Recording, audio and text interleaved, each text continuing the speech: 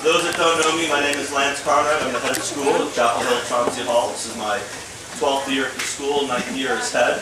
And my 25th time sitting through an independent school graduation weekend. And this is a wonderful class and a wonderful time for us to come together and celebrate their accomplishments before we send them off. On this super humid early summer evening, amidst our bucolic campus, it's my privilege to welcome you to Chapel Hill Chauncy Hall's 2018 Baccalaureate Ceremony. In particular, I'd like to welcome the members of the class of 2018, their families and close friends, as well as the Chapel Hill Chauncy Hall faculty, staff, and trustees that are with us. Beginning in 1860 and throughout much of the 20th century, the graduates of Chauncy Hall School, formerly the New Church School, gathered over the hill in the iconic Swedenborgian chapel, now known as the CHCH Commons, to participate in the baccalaureate ceremony on the eve of their commencement from the well-respected all-girls school. It was very much a time-honored tradition that disappeared with the merger of Chapel Hill and Chauncy Hall in 1972. Now, Chauncy Hall, on the other hand, was an all-boys preparatory school established in Boston's downtown crossing back in 1828. It held similar exercises for nearly 150 years, known as anniversary exhibitions. 14 months ago, I uncovered the Order of Anniversary Exhibition of Chauncy Hall School from 1831. As I first described at last year's baccalaureate ceremony to the class of 2017, the Order of Anniversary Exhibition required graduates to spend 2 days before their commencement exercises displaying competencies in various subject areas, including the English language, classics, mathematics, and yes, penmanship.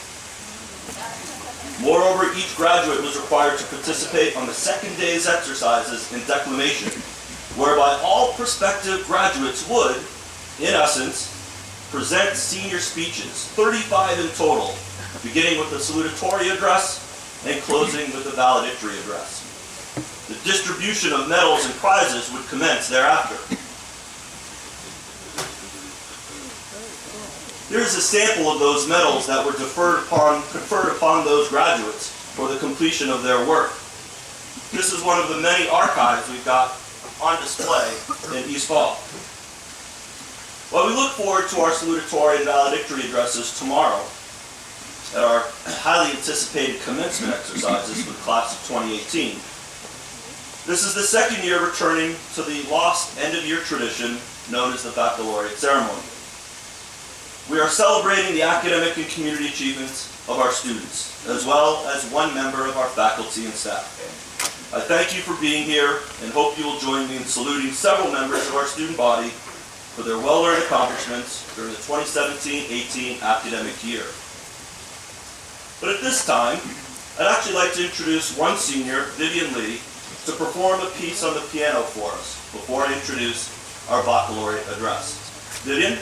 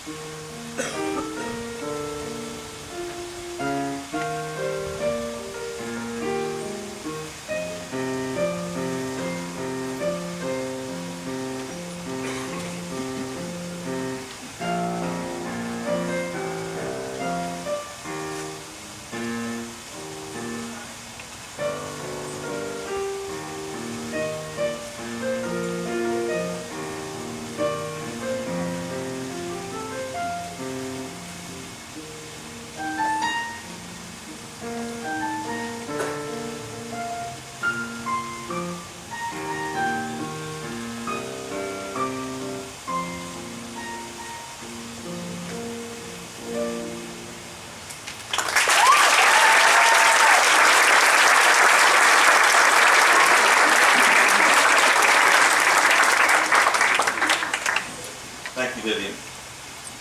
I would now like to introduce a highly dynamic poet, songwriter, author, workshop facilitator, educator, and human, Mr. Reggie Gibson. I've known Reggie for several years and witnessed various performances that, frankly, have brought me to tears. No real surprise there, is it? Mr. Gibson has taught and lectured at schools, universities, theaters, and various venues all around the world, in fact, 7 different countries. This spring, Reggie also taught classes and facilitated workshops for us here at CHCH. I thank Mr. Spencer, Ms. Lacoste, and Ms. Woodward for opening their classes and students' minds to Reggie. I'm honored to welcome back to campus this former National Poetry Slam individual champion, Artist of the Year for Excellence in Poetry as selected by the Chicago Tribune. He has co-judged the Chicago Sun-Times Poetry Competition, has been regularly featured on NPR, and has appeared on HBO's Deaf Poetry Jam. Mr. Gibson is widely published in anthologies, magazines, and journals around the nation. Ladies and gentlemen, please join me in providing a very warm Charger welcome to Mr. Reggie Gibson.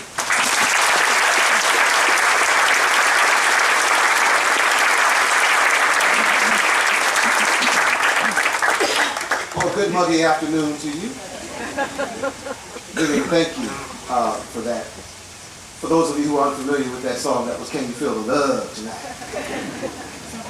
I think that's appropriate for some of, I guess, my remarks. When Mr. Conrad asked me to offer a few words, I was simultaneously excited and intimidated. What to say to young people who remind you of yourself, but at the same time are nothing like you ever were, and will go where you cannot. I guess I'll just start with honesty. I'm fearful. I'm worried. I'm a bit scared of what it is you're going to encounter. I'm scared of the America that you are about to inherit. And often when I get this way, one of the things I do is I look at history. I find that our country hates history. Oh, we love nostalgia. We love to remember things the way they did not happen. We love looking back and remembering things the way we wished they'd happened. But history, the story that indicts us all, and has made us what we really are in the present, can be a sobering activity. But there are things we can learn from an honest look at it. We can go forward. For as Konrad Adenauer, the first Chancellor of West Germany after the Nazi defeat, said, history is the sum total of all mistakes we've made that can be avoided. So history. In this 50th year since the assassination of Martin Luther King. History. In the wake of now Roseanne Barr's comments. In the time of Black Lives Matter and Me Too. And the growing callousness and disregard for other human beings, I want to speak to you as a concerned American. A fellow human being, a seeker of knowledge, a traveler, and as an old man who has come to accept the fact that he has more years behind him than in front. I just wish to offer you some perspective, young folk. So please excuse the gray hair. Indulge it. In the spring of 2017, I had the good fortune to be part of a think tank focusing on the legacy of slavery in the United States and its Constitution. This occurred at Montpelier in Virginia at the historic home of James Madison, our 4th president. It was a surreal experience, walking into his study, looking at the hundreds and hundreds of books that he read, to learn that this man graduated Princeton, spoke 7 languages, including ancient Greek and ancient Latin, so that he could study the works of classical antiquity. Madison taught himself Hebrew. How the hell does one do that? In the 18th century, how do you teach yourself Hebrew? There is no Duolingo, there is no Rosetta Stone. You can't hop online. How do you just say, oh damn, I'm gonna learn Hebrew? And you learn Hebrew. I don't get it. But that should give you some understanding of the brilliance of this man. He learned it so that he could better engage with the Old Testament scriptures, so he could find out from himself what those prophets had said. And after then devouring book after treatise of Enlightenment era thinkers such as Locke and Hume, Madison said, "We have seen how the mere distinction of color, made in the most enlightened period of time, is a ground for the most oppressive dominion ever existing of man over man." That was an extraordinarily learned man. Educated, complexly nuanced, intellectually formidable. He was clear thinking and moral minded. But his clear thinking and moral mindedness did not permeate him completely. For it did not stop him from owning 300 slaves. And he, the father of our constitutionally protected freedoms, never freed one. And as you may know, his boy, Thomas Jefferson, a fellow slaveholder and the framer of the Declaration of Independence, was similarly conflicted. Of slavery, he said this: "I tremble for my country when I reflect upon the idea that God is just." Let me say that one more again, just in case you was thinking about Jay, Ye, Kim, and Kanye. I tremble for my country when I reflect upon the idea that God is just. But both of these educated and complex thinkers who knew the right thing to do was to end slavery made the conscious choice to break human beings and reduce them to means of economic descent. In fact, 12 of the first 18 of our presidents made the exact same choice. They chose to give into, even double down on the moral wrongs of their time because it was convenient. It afforded them an affluent lifestyle. It helped to finance their rise to public office. And many of us are boggled at how intelligent, educated, moral thinking Americans, many of whom we know and love, can make immoral and unethical choices that lead to immoral and unethical public policies. But this is part of our heritage. For this too is our America. Half-truths and fake news, yep. That's too part of our America.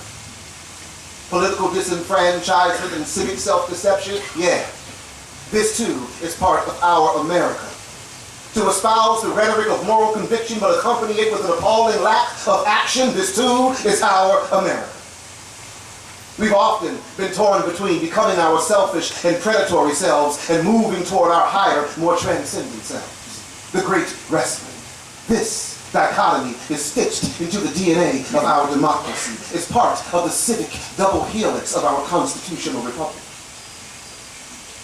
There's an ancient story many of you may know about a man who comes to a great sage and he says, "I have 2 hungry wolves wrestling for my soul." Great sage, can you tell me which one is going to win? One is light, one is dark, one is good, one is bad. Can you tell me which one will win? And the great sage looks at him and says, "Whichever one you feed the most is going to win." And the question has always been before us, as it is today. So what are we going to feed, people? What are we going to give food to? Which America are we to be? King kept pushing for the transcendent one. However, it's important to note, King wasn't exactly trying to get black people to transcend in the same way he was attempting to get moral-minded whites. It was unnecessary to tell the victims of racism and disenfranchisement that it was midnight in the American social order. Unnecessary to tell people who were denied civil rights that the denial of civil rights was wrong. Unnecessary to tell black people that it wasn't cool to lynch black people. Black people had figured that one out. He didn't have to tell black people that black people in Mississippi could not vote, and that black people in New York felt they had nothing for which to vote. Unless you think this is ancient history, let me put this in perspective for you. The Voting Act, which at that time removed the last legal vestiges of racialized voter disenfranchisement, was signed in 1965, 2 years before I was born. See, King didn't need to tell blacks and other disregarded, disenfranchised, disrespected minorities these things. He had to tell this to the Jeffersonian and Madisonian-like whites who were empowered in this country, the educated and intellectual who didn't care, didn't know, or damn it, didn't care to know. King was trying to console the souls of black people and be the sage that counsels the soul of white people. He was comforting the black afflicted and afflicting the comfortable white. King wanted black people to both have faith in themselves and faith that enough white Americans could do the right thing. Make a radical commitment to feeding the spiritual, political, civic, and social transcendent of this country. And King keenly understood that attaining and maintaining this kind of radical commitment would require stoking two fires, two transcendent impulses that run deep in the founding of this republic. One, the idea of Athens. Two, the idea of Israel. One, legalistic, philosophical, concerned with matters of states. The other, moral, conscience-based, and concerned with matters of faith. King knew that securing civil rights for all Americans would have to be argued and fought with the United States Constitution in one hand and the Bible in the other. And that the blending of these two lights would illuminate the path toward freedom, justice, and equality. And so when King spoke, he often invoked both. And when he did, many began to listen. Many of our most educated began to work to make the abstractions we call freedom, justice, and equality concrete. Began working to make the promise of democracy real, to make the political and the civic abstract a reality. So how to do this? Damn if I know. No idea. I'm not smart enough. I don't know enough. This gray hair will tell you I do not have enough time. Maybe given recent rhetoric from both politicians and celebrities, coupled with a spike in enrollment in nationalist groups, I am a fool to even think it is possible. Maybe given that in my own town of Lexington, we have been finding swastikas on the walls of our high schools, I am a fool to even think it is possible. Maybe because at two other high schools I've gone to throughout this country, I have seen dirty immigrants go back home and take your rice and curry with you. I am a fool to even think this is possible. Maybe given that the ADL has cited 42 chapters of the Ku Klux Klan currently in operation and spread out over 22 states, I am a fool to even think this is possible. However, I'm a fool. I believe in the possible. And I believe this possible will be brought about by two things. First, the knowing that freedom, justice, and equality, these names we've given to transcendent states of social existence, are real, even if the evidence for them is neither evident nor empirical. Second, it would take the efforts of moral-minded people of conscience and action who have, historically for the most part, been young people. Young people who suffer from a highly advanced form of civic selective hearing. Seriously, go back and check the record. But when the shackle and the whip said no emancipation, those young people heard yes emancipation. When patriarchy said no women shall vote, these young people heard all women will vote. When the homophobic deniers said no same-sex marriage, they said yes, same-sex marriage. Every time the boulder in the road leading to the American promised land said no way, you young people said yes way. Every time hatred said no love, you found a way to say mo love. Yes. Young, moral-minded people of conscience and action are very hard of hearing. They are a stubborn lot, you guys. Why so stubborn? Faith makes them so. Faith, as the humanist writer Ian Forster observed, is a stiffening process, a kind of starch. Now, I don't mean faith in the religious or biblical sense of the assured expectation of things hoped for, but rather faith in the civic sense, the assured expectation of things worked for, sweated for, sacrificed for. A faith in which we know that a more perfect union is possible, and that if we plant the seeds, pull the weeds, tend the field, we'll get the yield. Let me say that again in case you was doing like this on a device. A faith where we know that a more perfect union is possible only if we plant the seed, pull the weed, tend the field, we will get the yield. King understood that kind of faith in his paraphrasing of Theodore Parker. He loved Massachusetts Unitarian ministers. Parker said, but King paraphrased, the moral arc of the universe is long, but it bends toward justice. And it does. And this bending is assured, but only if you young people bend it. Only if you shape it. Only if you are willing to use hand and back and mind and urge and will to wrestle that arc toward justice. Don't depend on us. Look around. Peep it. Sometimes we do really good at certain things. Other times we big people mess it up. We need help. But this can only help us if you can confront your fears, find the transcendent strength to comfort the afflicted and afflict the comfortable, even and especially when it makes you uncomfortable to do so. Yes, dearly beloved relative, I am going to confront and resist your racist rhetoric. Yes, best friend, I will confront and abjure your homophobic haranguing. Yes, my brother, my sister, I will confront my brother, I will confront your sexist and reductionist language and behavior toward women, for I am bending the moral arc of this universe toward justice. And friends, fellow companions, patriots who believe in the idea of a more perfect union, let us here today resolve to be not just believers in what this country can be, but workers in service to what this country must become.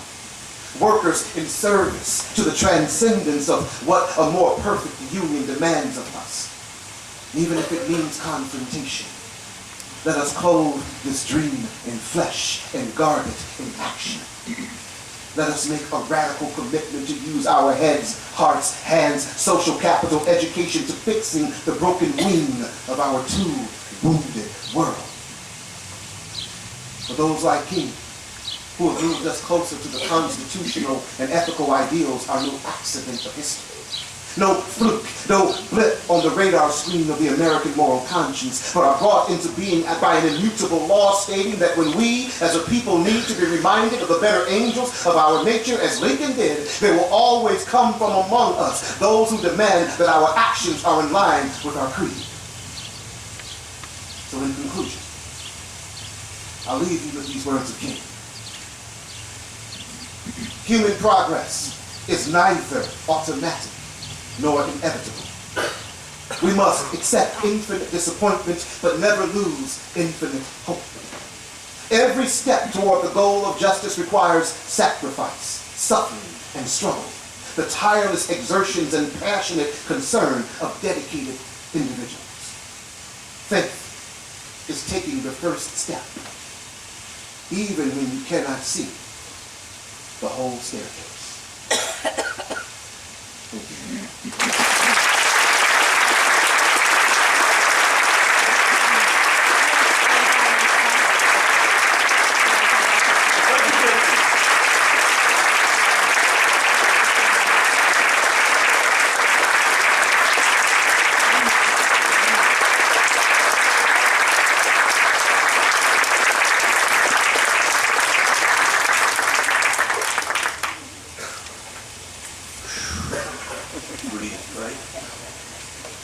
Thank you, Reggie.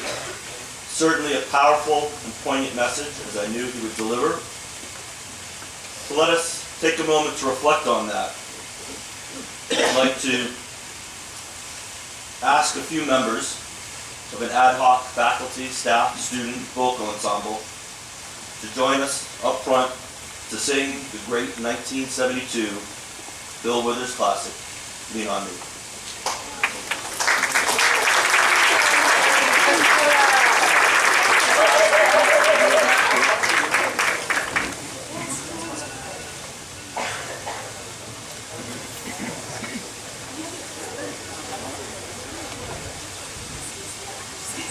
Yes, Mr. Todd.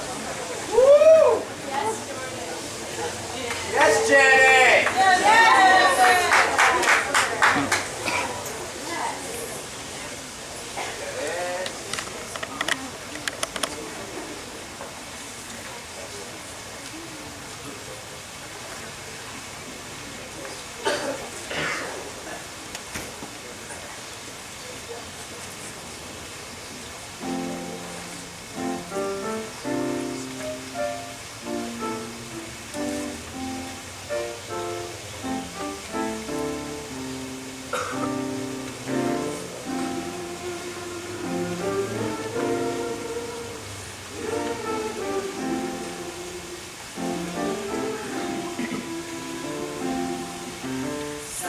Sometimes in our lives, we all have pain, we all have sorrow. But if we are wise, we know that there's always tomorrow. Lean on me when you're not strong, and I'll be your friend. I'll help you carry on, for it won't be long till I'm gonna need somebody to lean on. Please swallow your pride. If I have faith, you need to borrow,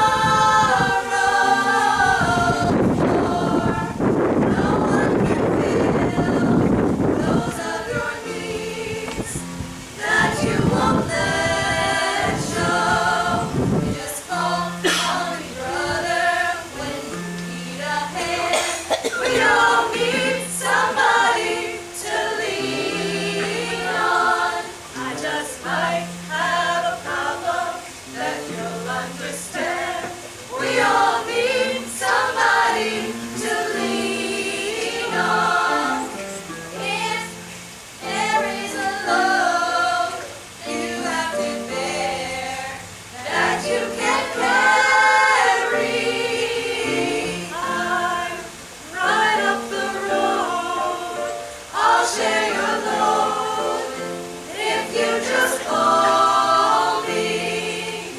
Call me if you just call me. If you just call me. If you just call me. If you just call me. If you just call me. If you just call me. If you just call me. If you just call me. Call me. Call me. Call me.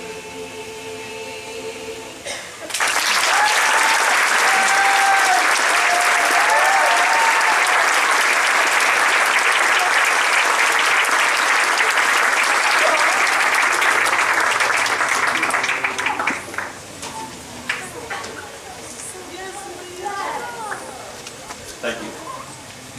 Now for the presentation of awards. Mr. Ben Riggs, 11th and 12th grade program director, and Ms. Kelly Walsh, 9th and 10th grade program director, will join me in presenting awards to those students whose achievement and leadership merit special recognition. These awards fall into three categories. First, junior prizes voted by the faculty and staff. Second, department and program awards selected by departmental faculty. And third, senior awards determined by the full faculty and staff. We will begin by presenting three junior awards. I ask that trustee Dr. Margaret Allen please join us by the stairs in front of the dais for the first prize of the evening, the Nancy S. Emery Award in honor of her late friend, Nancy Spooner Emery. Many of you have enjoyed the recent addition of the Nancy S. Emery Memorial Garden behind the CHCH Commons as a quiet, reflective space for school community use. I would like to thank Dr. Allen and many others who helped bring this dream to reality. Established in 1998 in memory of Nancy Spooner Emery, this award is given to a member of the junior class whose moral character has made a positive difference in the lives of others in the school community. Tyler Sandy.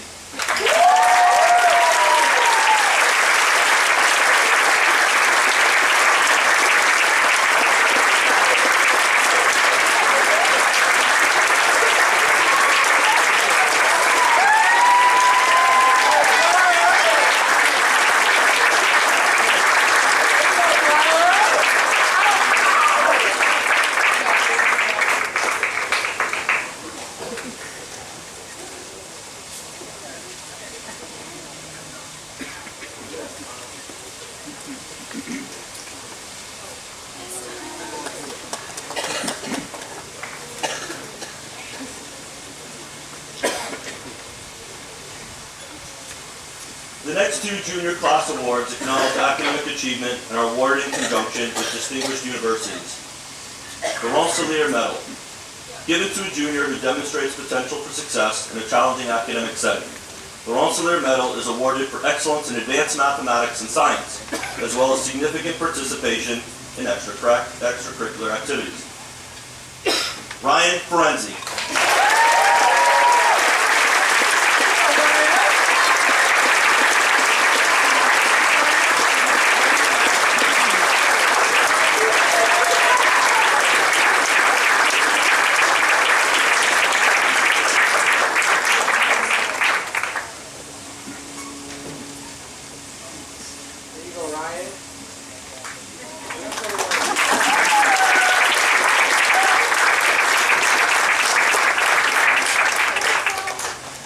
I'd like to ask former CHCH Head of School, Don Grace, to join us on the dais to present the Harvard Book Prize. Mr. Grace is the head of Bachelor Montessori School in Milton.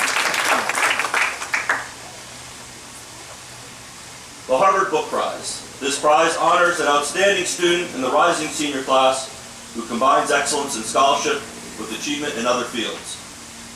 Curtis Amory.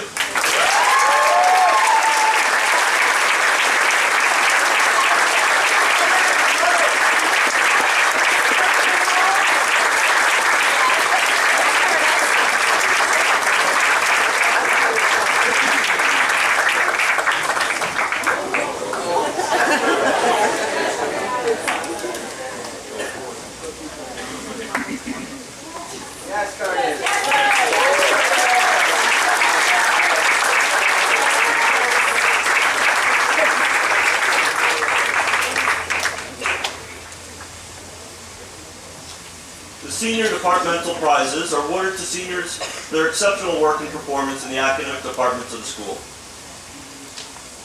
The English Prize acknowledges a senior who has both demonstrated consistent interest and achieved success in all areas of the subject. Sarah Katz.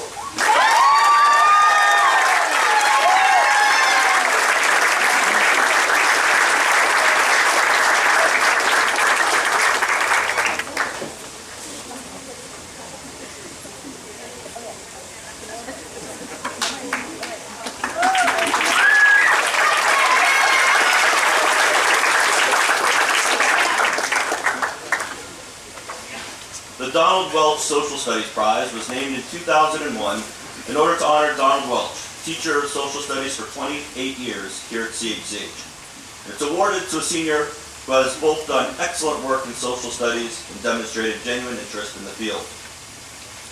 Leah Kostick.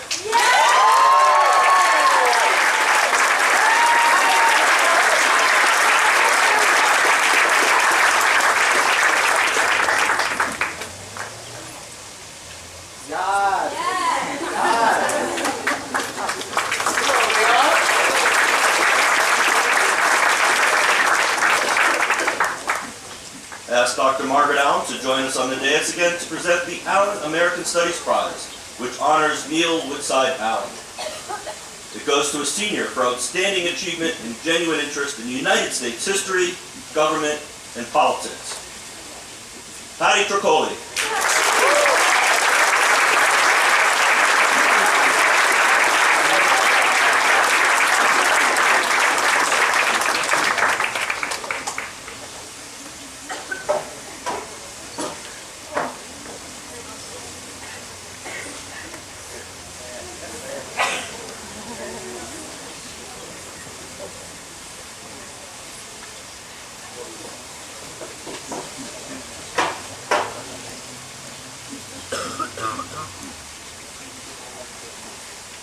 The Bishon-Strachman Economics Prize was established by Andrew A. Bishon's class of 1989 and trustee Daniel A. Strachman, class of 1989, and is awarded to the senior who has taken economics most to heart, as evidenced by involvement in class discussion, as well as curiosity about and enthusiasm for current events.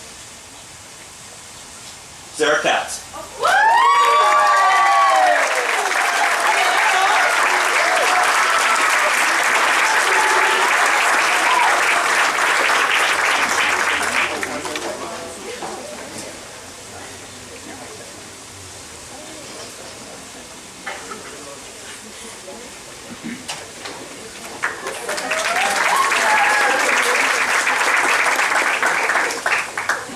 Farnsworth Mathematics Prize is awarded in the name of Ray D. Farnsworth, head of Chapel Hill School from 1947 to 1961.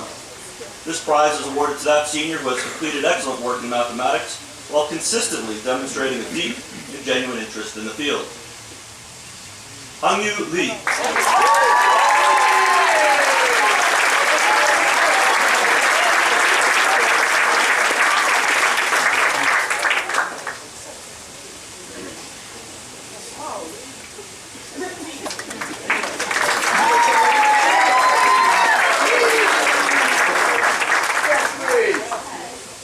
The Kurt Science Prize, named for Franklin T. Kurt, goes to a senior who has not only done excellent work, but also demonstrated a deep and genuine interest in the field of science.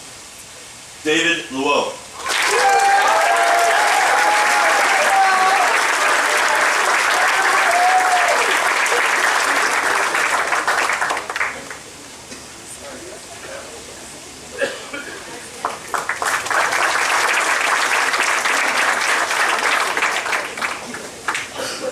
The Lewis C. Clapp Science Prize was established in 2001 in the name of Lewis Clapp, Chauncy Hall class of 1954. It is awarded to a senior with a keen interest in science who is curious to learn and enjoys being challenged while also demonstrating kindness and concern for others.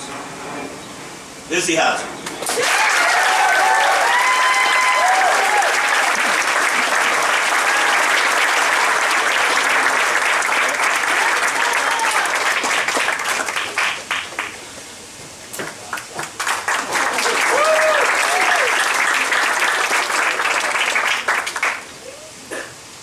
The Paul Economides Prize is named for Paul Economides, French teacher from 1960 to 1989 and Chair Emeritus of the World Languages Department, and is given to a senior who has demonstrated consistent interest and skill in world language. This year's prize is awarded to Phoebe Davin.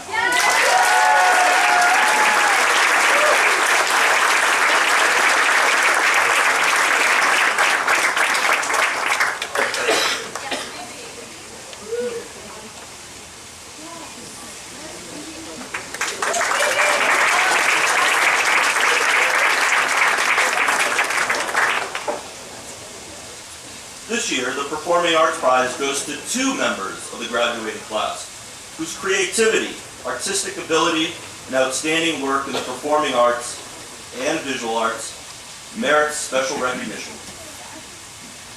Josh Tsai and Nathan Morvaj.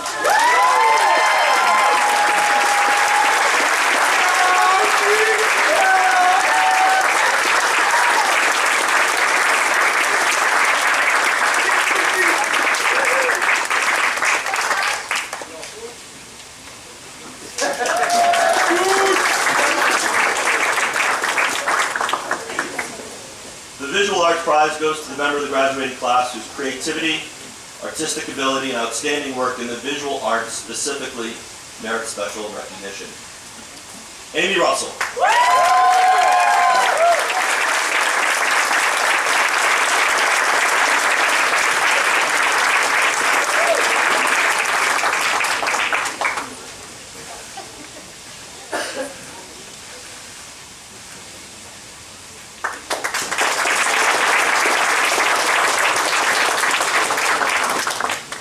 The Jose Rafael Arboleda Sportsmanship and Sportswomanship Awards, established by family and friends in memory of Jose Rafael Arboleda, class of 1978, recognizes two students who have shown the highest degree of citizenship in athletic endeavors.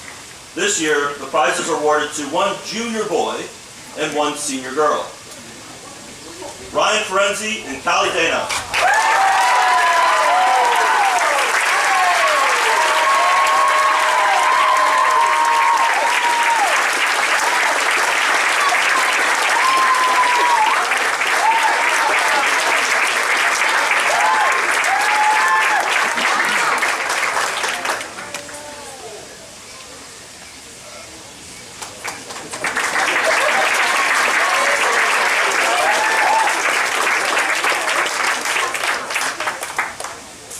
It's now my privilege to present the senior awards as voted upon by the entire faculty and staff of Chapel Hill Chauncy Hall.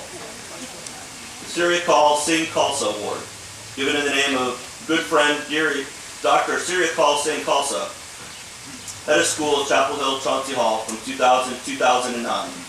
This award is presented to a graduating senior who exemplifies social consciousness, demonstrating outstanding courage, respect, and kindness during his or her development as a valued member of our school and the community. Callie Dino.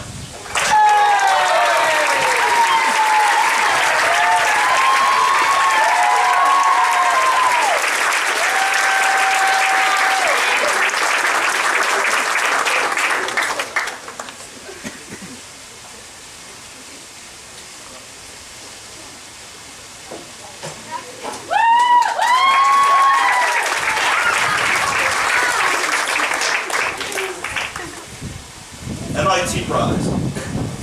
Awarded to a senior who has realized high academic achievement, this prize recognizes the balancing of a challenging course load and the application of technology in the pursuit of excellence.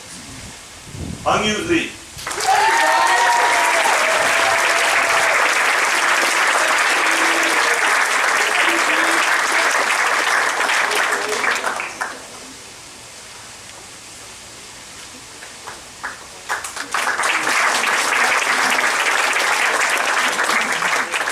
Faculty prizes.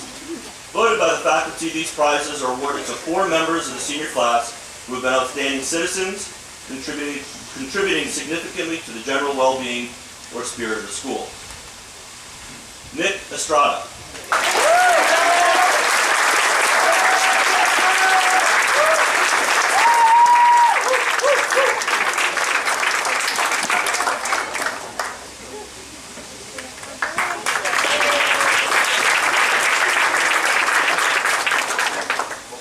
Xavier Hardman.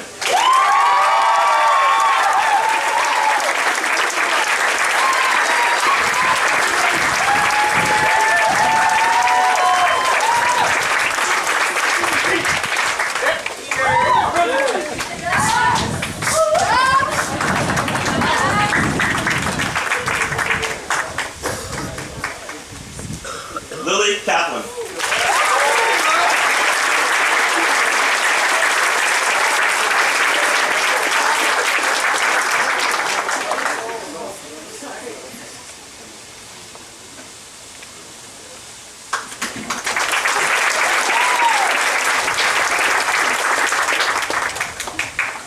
And Angela Velasquez.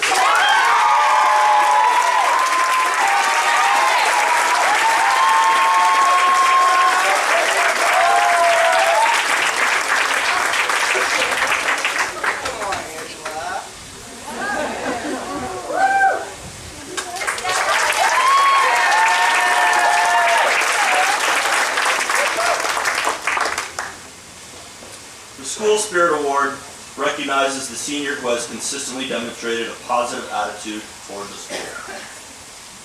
Leah Kostick.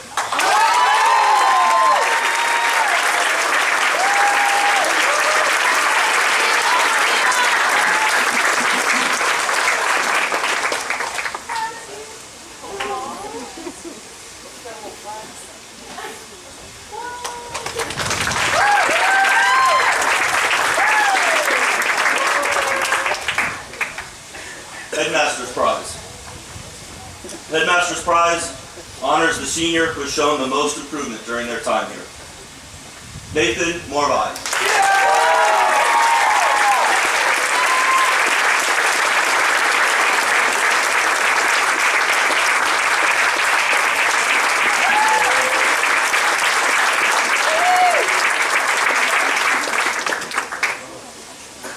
Worcester Prize. Established in memory of Joseph Worcester, who served for many years on the Board of Trustees of Chapel Hill School, this prize is awarded annually to the senior with a high academic record who has consistently displayed leadership, integrity, personal humility, and service to the school. Vivian Lee.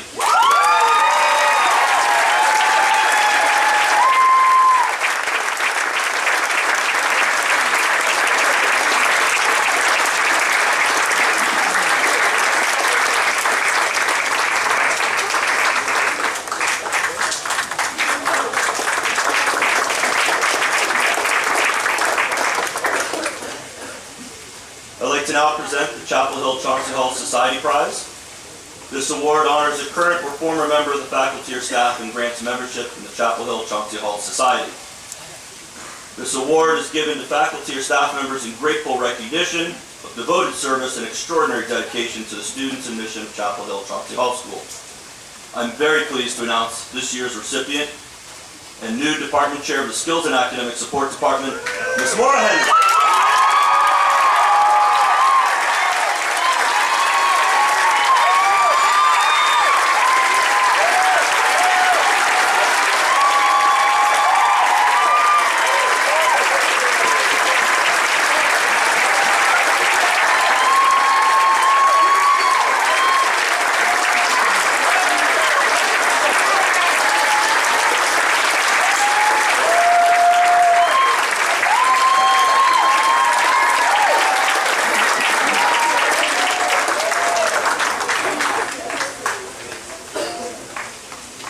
With that, I would like to bring to a close the 2018 Baccalaureate Ceremony. I invite members of the class of 2018, their families, as well as faculty, staff, trustees, special guests, to join us immediately in Beaver Gymnasium for our senior banquet.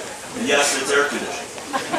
The larger CHCH community will reconvene tomorrow morning at 11 a.m. sharp for our 2018 commencement exercises.